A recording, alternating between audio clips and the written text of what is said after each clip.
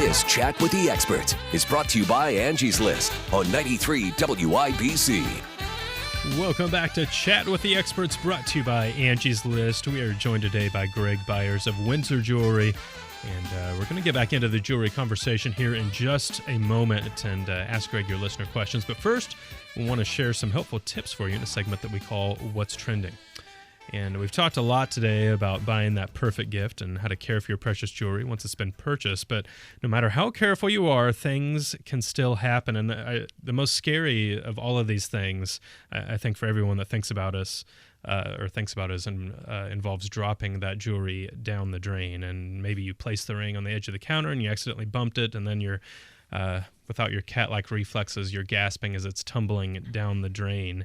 Well, don't fear, because there is hope even before you call a plumber, and we're going to share some tips with you today, courtesy of Angie's List editor Stephanie Figge. She shared some tips in an article titled How to Retrieve Jewelry from a Drain, and she discusses several different scenarios here, but we're going to focus in on the bathroom or kitchen sink being the area where the ring or other jewelry pieces drop down.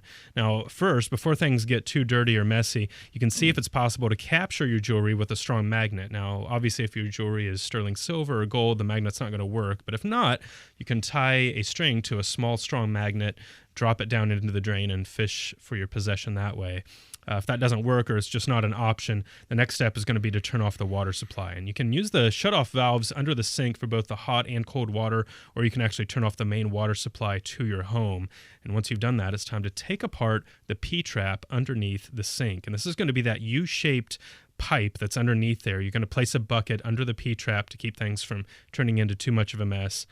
And then you're going to remove that drain plug, which is going to release the water. And you do so by taking apart and loosening the slip nuts that are on either side of the pipe's bend, that U-shape that you see under the sink, and then dump out any of the remaining water. And once you do, you should find your jewelry item there.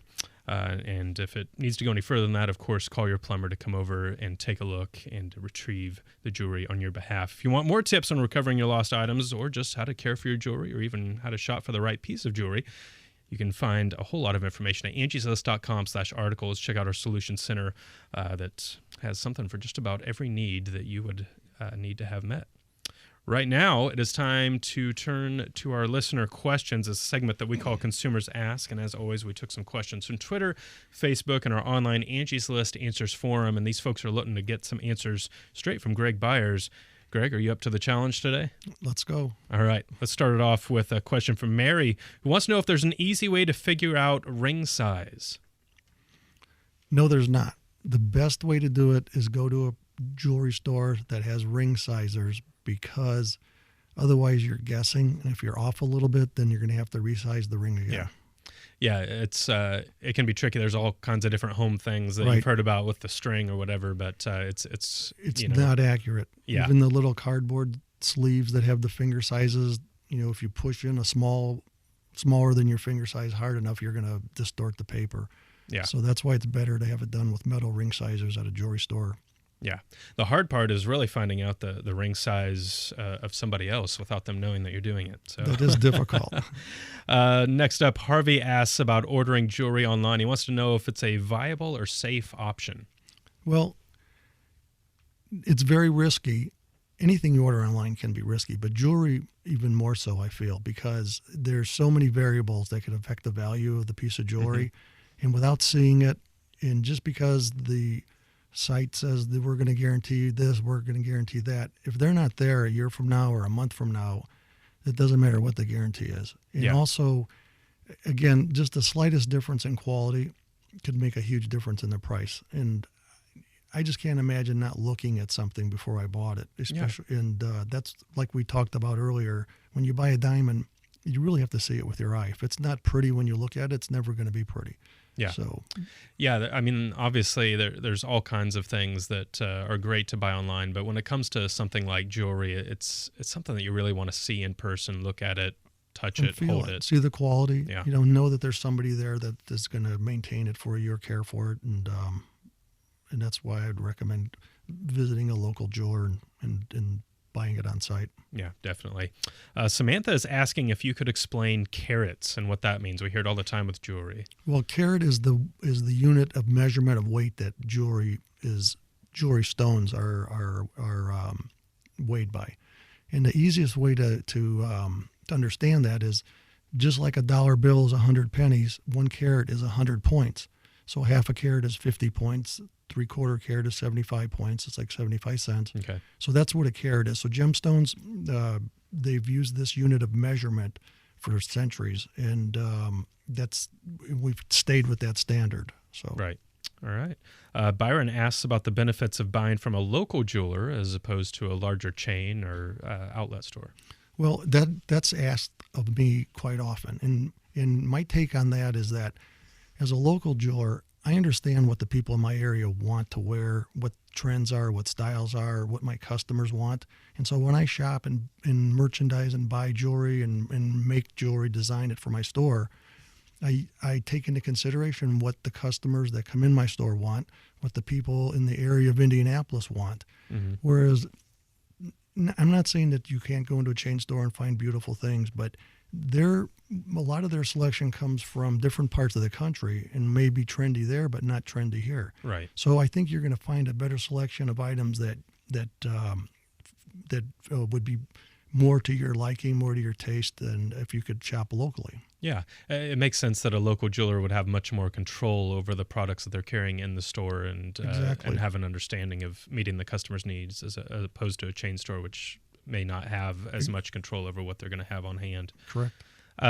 We've got a question about having 2 rings soldered together. So maybe you've got an engagement ring and then the actual wedding band.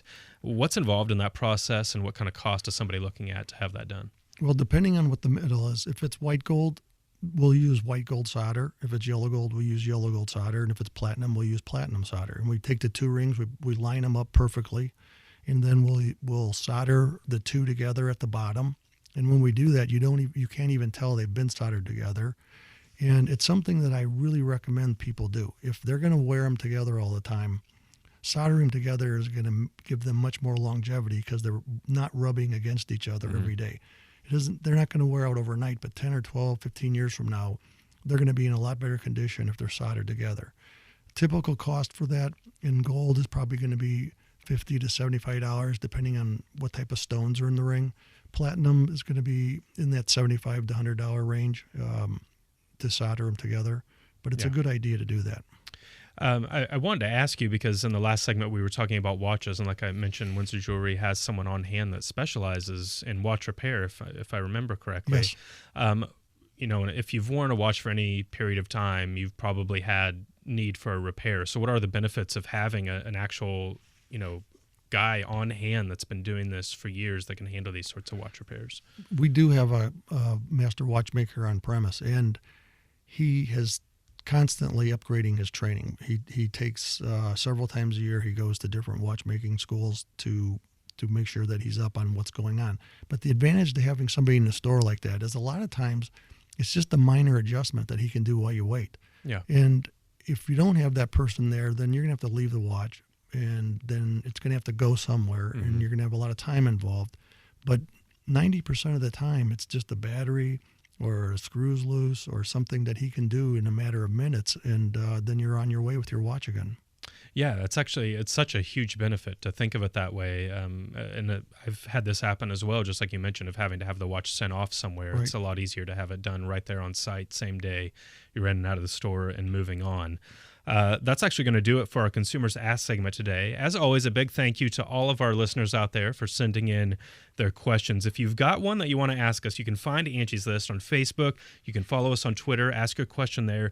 You can also go to our online forum. It's answers.angieslist.com. You can ask your question right there on the forum. We look at some of those, and also there's other service providers and then other folks just like yourself that have questions and are able to provide answers. It's just an ongoing conversation. It's a really great place to go to get some information about whatever subject you're wanting to know about. It's answers.angieslist.com. Well, that is going to do it for Greg Bires today of Windsor Jewelry. Greg, I want to thank you so much for taking the time to speak with us today. I know this is a busy time of year for you, but thanks so much for coming on the show today. Kyle, thank you for having us. I really appreciate the opportunity. Definitely. Well, don't go away. We've still got more show for you. Right after this break, we're going to be back with a whole lot more. We're going to talk about the holiday season and much more. Stay tuned. You're listening to Chat with the Experts, brought to you by Angie's List. Angie's List believes that hiring great local service providers should be easy. Whether you need a plumber or a pet sitter, you can find one at angieslist.com. See ratings and reviews in hundreds of categories, shop popular offers, and request scheduling assistance directly online. Memberships start at just $9.99 per year. That's less than $1 a month. Join today and get 40% off with promo code WIBC40. Visit angieslist.com to sign up.